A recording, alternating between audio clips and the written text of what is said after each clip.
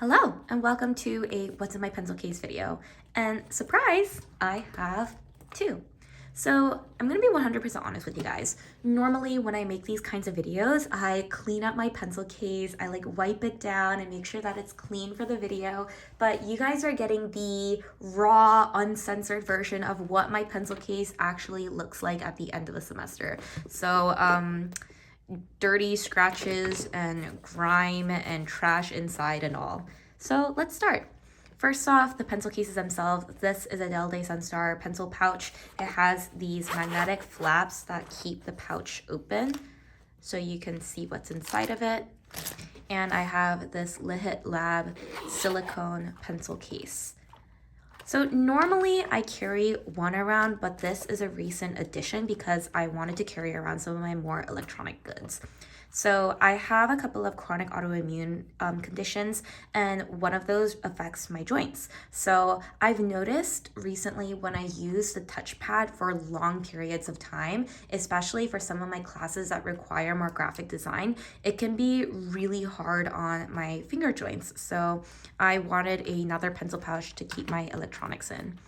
I also recently got a new laptop from a school grant, and the laptop is unique in that it doesn't have any like USB ports. So you have to have all of these special ports for a USB as well as like a headphone jack. So it only has like USB-C ports in it.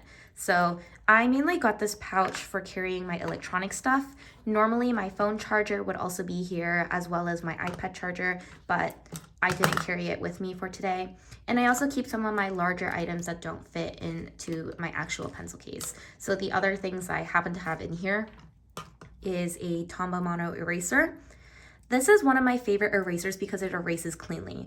I don't know if you guys know like those pink erasers. I find that those erase quite poorly, but white erasers genuinely do a lot better job. So I believe I used to use the Staedtler white eraser quite frequently, but nowadays I just use the tombow mono.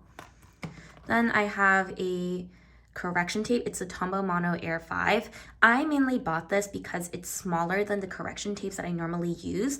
It's also refillable, and it has the most important feature, a little flap to cover up the correction tape so that it doesn't rip or tear in my bag. So I'm still trying this out. It's from the same brand that I normally get my correction tape from, so I haven't noticed any particular changes in quality. The only thing I would say about this correction tape is that it's a little harder to find the refills. I bought this on JetPens and I can't find the refills on Amazon like I normally do. So I'll have to buy all my refills from JetPens probably. So that's a little inconvenient, but not too bad. And then finally, I have this Poppy and Pout lip balm. This is a recent acquisition. I mainly bought it because it comes in like this biodegradable compostable tube, like there's no plastic in it. And ever since starting my new medication, I've developed really, really dry lips. So I go through lip balms like water now. So this is kind of a standard lip balm, kind of overpriced, but I mainly wanted it for the eco-friendly component of it. So that is my first pencil pouch. So technically not really a pencil pouch, more of an electronics pouch, but it accompanies my pencil case anyways. Now for the actually exciting bit that you guys are probably more excited to see. Normally I carry less pens than this, I'll be honest with you guys. And I typically don't have trash in it. But as the semester goes on, I have a tendency to accumulate pens in my pencil case that weren't there before, you know? And so it just accumulates up and up until it's packed full, just like right now. So this is more of like end of the semester kind of look rather than what it looked like at the start. So let's go through it one by one. First, I have my modliners. So they recently released a new neutral set. So I actually like the new colors of the modliners a lot more than the modliners that I previously had. I bought all of these individually from JetPens because I like certain colors in some of the packs, but not some of the other colors. So there's that. This is different than the mild purple. It's a slightly more pastel, lighter lavender color than the actual mild purple color. This is soda blue, again, a different color than the original light blue. Mild olive, which is a different color than the original mild green. I forgot the name of this orange color, but again, it's a different orange color. This is one of the colors from their neutral sets. And this is a different pink. So all of these are new colors from the Modliners, and honestly, I like these a lot better because they're more muted and they're slightly less inky and marker-like compared to like the Modliners in the blue pack. I'll put a picture up on the screen so you know what I mean. Next, I have the Tombow Monograph pencil in 0.5. It's a mechanical pencil. It works really well. Like, something unique about this one is I feel like it's a lot more sturdy than previous mechanical pencils that I've had. The one that I used to have was the Muji mechanical pencil, which was nice and functional, but the plastic, it doesn't feel as sturdy as this Tombow Mono one, so I really enjoy that. I also have the Tombow Mono ballpoint pens in different colors. However, I've replaced the refills with uniball jetstream ballpoint pens because I personally prefer the uni jetstream refills over the Tombow Mono ballpoint pens. And I've also color coded them according to their barrel color. So the blue one has the blue ink in it, the pink one has red ink in it, and the green one just has black ink in it. So those are my ballpoint pens. And next are my gel pens. So this is a Muji gel pen in 0.7. This is a Donga Miffy gel pen in 0.5. And this is the Pilot Juice pen in 0.5, all in black. Gel pens used to be my absolute favorite. I never used to really enjoy writing with ballpoint pens, but something that I've noticed recently is that in some of the lab papers that I have to write on, the paper texture is a lot smoother than what I normally write on, making gel pens smear quite easily. So because of the lab work that I do, I've had to transition into using ballpoint pens, which is why I have these now. But I still carry around gel pens if I need to take any class notes or write on anything else. Some of the old subscribers might remember I had like a raging vendetta against Pilot Juice pens because back in the old days, I really hated these because they're a lot more rickety and a lot less sturdy than my favorite pen at the time, which was the Pentel Energel. And if you've seen the barrel of the Pentel Energel, it's a lot thicker and a lot sturdier than the Pilot Juice. So I personally felt like the Juice pen was always like very fragile, rickety, etc. I also really hated the Pilot Juice Up pens because I found that the ink tends to skip a lot. Maybe it's the way the tip is formed compared to other gel pens, but I just never really liked the Pilot Juice line. But recently, I repurchased the Pilot Juice pen in just the black color, and I find that the black color writes a lot more smoothly than the colored versions of the Juice pens that I had because at the time when I hated these, I only had the colored versions. I didn't have a black Juice pen. So maybe it's a difference in terms of like color variation. Maybe it's a difference between the Pilot Juice and the Juice Up line, or maybe my preferences have changed. But overall, I enjoy this. It still doesn't beat the Zebra Sarasa in my opinion. That's still one of my top favorite gel pens. But you know, this is workable and it's a lot less terrible than I remember it being. The Muji gel pens. So originally I preferred the retractable ones a lot more, but then they discontinued the kinds of retractable gel pen that I really loved, at least in the United States. So now I prefer the capped gel pens over their new redesigned retractable gel pens. These are fine, they're basic, they work well. However, the one thing I will say about Muji capped gel pens is that they run out of ink quite quickly and their ink takes a little longer to dry down than something like the Pilot Juice or the Pentel Energel. Finally, the Miffy Donga gel pen. This is the only needlepoint gel pen that I've ever really liked. I personally am not a fan of needle tip gel pens because I find that sometimes they can be quite scratchy and sometimes even tear through the paper. But what I like about the Miffy Donga pen is that it lays on a very smooth, bold stroke of ink. Like the ink is quite wet, it flows very easily, and therefore it doesn't feel the same that it normally would with the needlepoint pen. This is also a scented pen. I don't know if you care about that.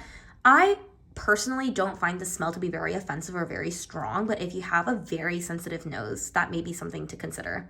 Another thing to consider about this pen is that it runs out of ink quite quickly, similarly to the capped Muji gel ink pens. That could be a good thing or a bad thing depending on your personal preferences. Personally, I find that I have a really hard time finishing pens. So that's not really something that matters to me. But if you're the type of person that really goes through pens like water, this might not be the best choice for you. But personally, I really enjoy it. This is a recent acquisition, actually. I bought it from the local stationery store that just opened up. But these are the Stabilo pens. This is different than the typical like fine liners that you see. These are like the marker versions. I like these for writing headings. I like using them in my bullet journal. And these are just colors that I use most often, like gray.